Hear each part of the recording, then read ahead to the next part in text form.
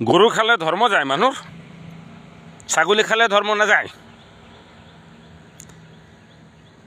আদিবাসীসকলে জংঘলত বাস কৰিছিলে জীৱ জন্তুৰ লগত, জীৱ জন্তুকে চিকাৰ কৰি খাইছিলে। টাই আহোমসকলৰ দৰেই কুৰকুৰাংসকলেও পূজা পাতত মুৰ্গী কণী, মুৰ্গী মুৰ্গা, ছাগলী গাহৰি, গৰু ম'হ, লাও পানী আগবঢ়াইছিলে আৰু খাইছিলে। আজিকালি এক শ্ৰেণী অন্ধভক্ত ওলাই গৈছে হিন্দুগিৰি কৰিবলৈ।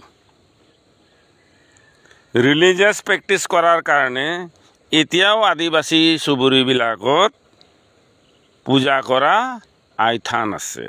অসমীয়া চুবুৰীত নামঘৰ আছে, মুছলমান চুবুৰীত মছজিদ আছে, খ্ৰীষ্টান চুবুৰীত গীৰ্জাঘৰ আছে। ধৰ্মৰ লগত খাদ্যৰ কোনো সম্পৰ্ক নাই। প্ৰকৃতিয়ে যিটোৱেই দিছে তাকেই আমি দিছোঁ, তাকেই আমি খাইছোঁ, তাৰ ওপৰতে আমি নিৰ্ভৰ। প্ৰকৃতিয়ে সৃষ্টি কৰিছে, প্ৰকৃতিয়ে পোহৰ দিছে, প্ৰকৃতিয়ে আহাৰ দিছে, প্ৰকৃতিয়ে অক্সিজেন দিছে।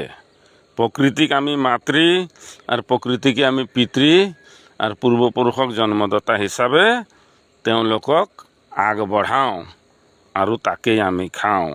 এইটোৱেই হ'ল আমাৰ আদিবাসীসকলৰ আদিবাসী ধৰ্ম। জয় আদিবাসী।